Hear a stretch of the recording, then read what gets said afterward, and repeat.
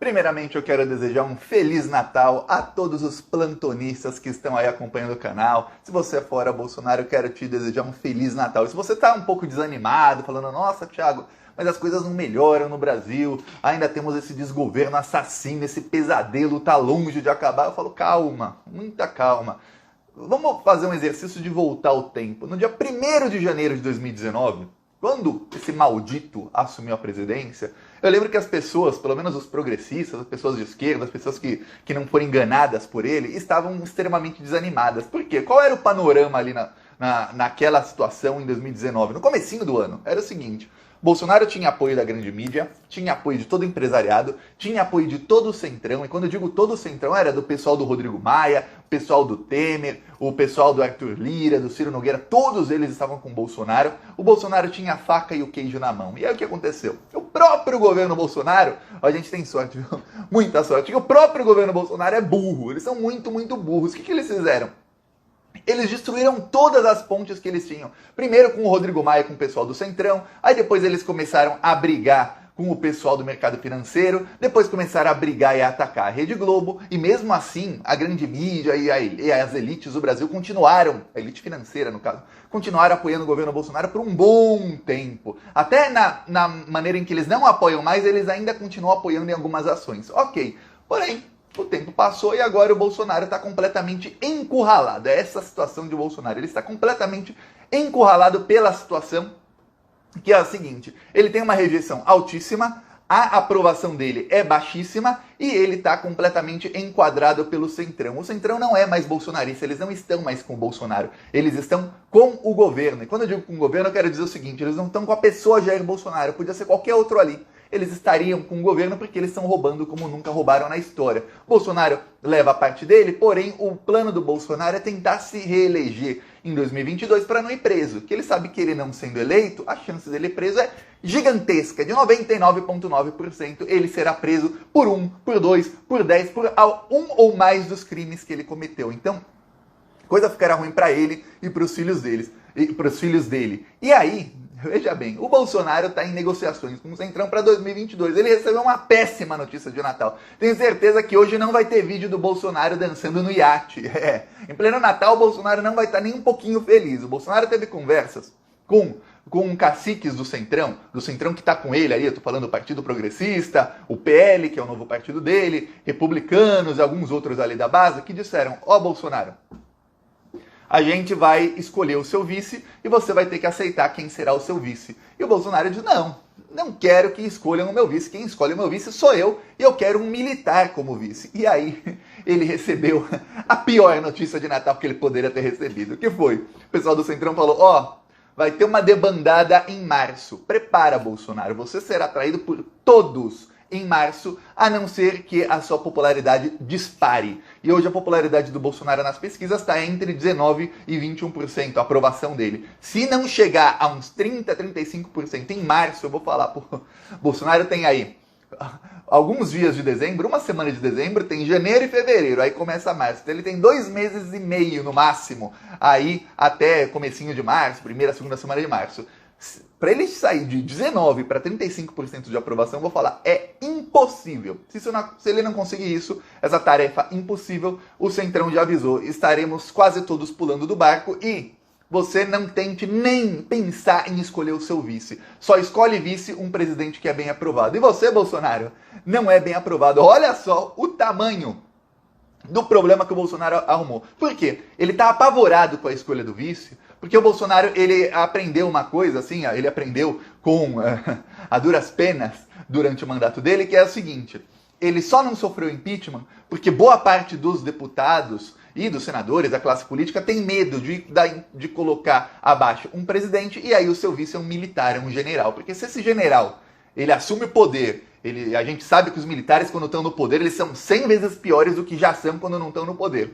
E dá uma louca nele, a gente deixa de ser um país democrático e pode descambar numa ditadura. Então, muitos deputados pensavam, é por isso que nunca tinha aquela maioria de 2/3 para pautar o impeachment do Bolsonaro. O Rodrigo Maia bem que tentava e não conseguia, porque ele sabia, se eu pautar o Bolsonaro sai mais forte, porque não vai ter 2/3, porque os deputados têm medo de impeachment o Bolsonaro, ou seja, derrubar o Bolsonaro, e aí vem um militar, um general, que aí ninguém sabe o que esperar dele. E aí para derrubar o general fica quase impossível. Aí o Bolsonaro aprendeu isso durante o mandato, e ele, percebendo isso, ele disse, ó, o meu vice tem que ser um militar. Eu não vou colocar um vice que é alguém da classe política, porque se eu ganho a eleição, em 2023 continua o meu governo, a primeira coisinha que eu fizer, vocês botam um impeachment e aí todo o centrão se une para me tirar. Eu não vou cair nessa. A Dilma caiu, eu não caio. No caso, a Dilma caiu porque a Dilma brigava com todo mundo e o Lula...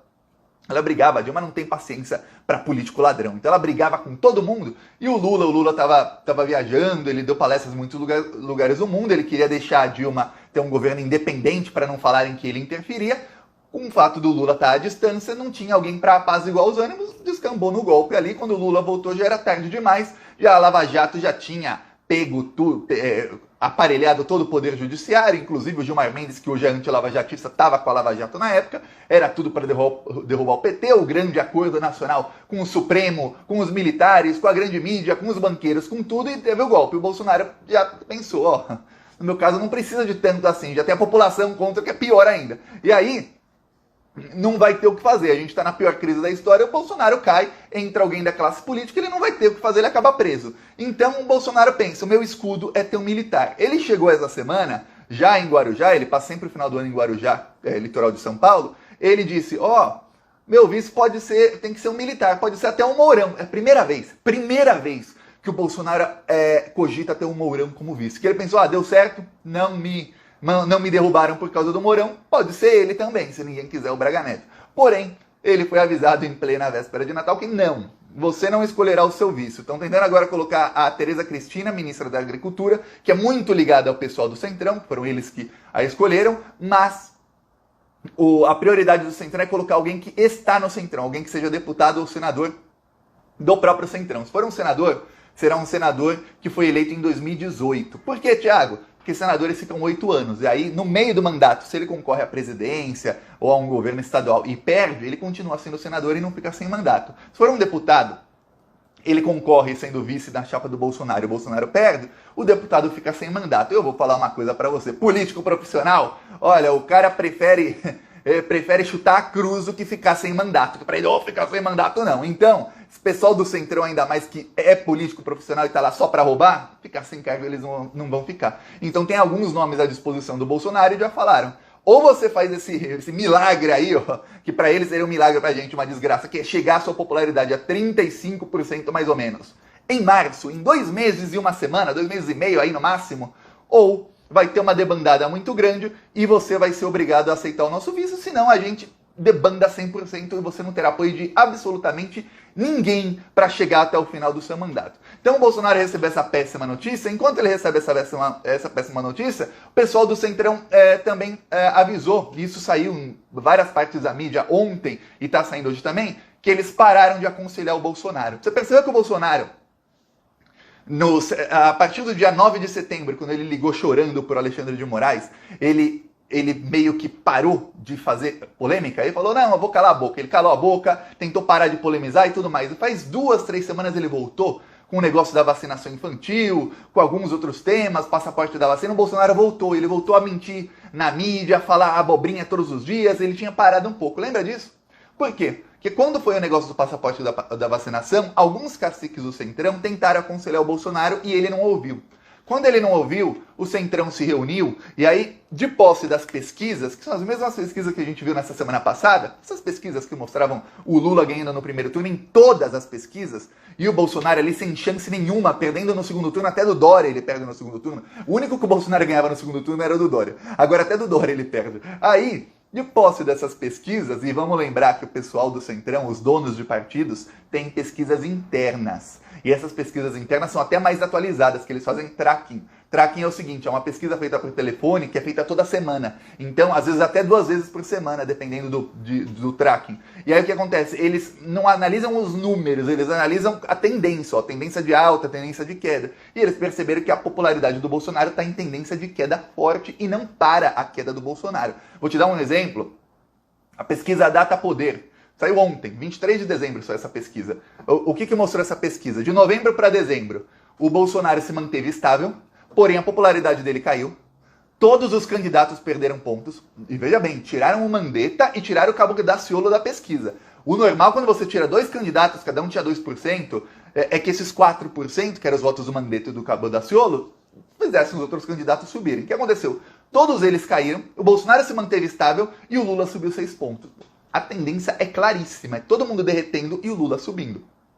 E o Bolsonaro se manteve estável na pesquisa, porém, na popularidade ele caiu nessa, e nas outras ele está ainda pior. Aí, o que fizeram os caciques do Centrão nessa reunião? Eles decidiram o seguinte: nós não vamos mais aconselhar o Bolsonaro. Ele vai fazer a abobrinha que ele quiser. Se ele quiser dar tiro no pé, ele que dê tiro no pé. A população está quase 100% vacinada dos adultos.